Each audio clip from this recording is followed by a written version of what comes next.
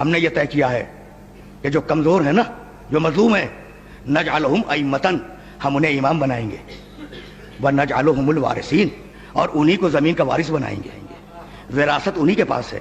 اب ایک بات طے ہو گئی کہ جہاں امامت ہوگی وہی وراثت ہوگی، اور جہاں وراثت ہوگی وہی امامت ہوگی۔ تو اب سمجھ میں آیا کہ وراثت سے انکار کیوں ہوا تھا؟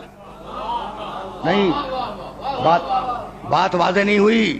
بھائی جب بیٹی آئی اپنے باپ کی وراثت مانگنے کے لیے تو بیٹی نے 7 آیتیں پڑھی قرآن مجید سے۔ بھائی توجہ رہے، وَوَرِثَ سُلَيْمَانُ دَاؤُدَ، سلیمان نے داؤد کی وراثت پائی۔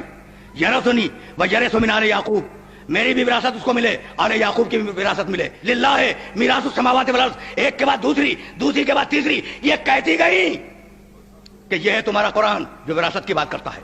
للذکر مثل حظ الانثیین، یہ ہے تمہارا قرآن جو وراثت کی بات کرتا ہے۔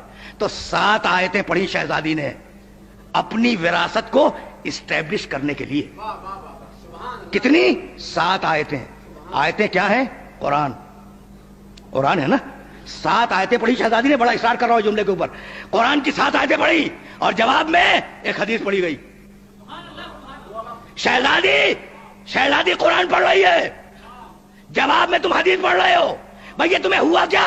کل تک تو کہہ رہے تھے کہ کتاب کافی ہے۔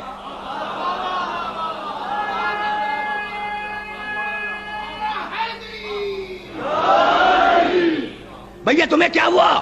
کل تک کہہ رہے تھے نا کہ کتاب کافی ہے، اور اب کتاب کے مقابلے پر حدیث پیش کر رہے ہو۔ تو اب یہ جملہ کہنے کی اجازت ہے کہ خرمے کے درختوں کا مطالبہ کرنے نہیں گئی تھی، شہزادی باغ مانگنے نہیں گئی تھی۔ شہزادی کو کوئی دلچسپی، اگر مانگ لیتے نا تو شہزادی یوں ہی صدقہ کر دیتی۔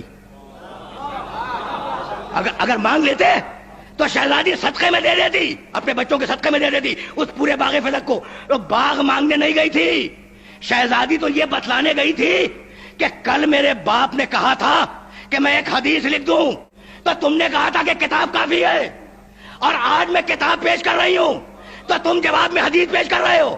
تو تمہارا ایمان نہ کتاب پہ نہ حدیث پہ،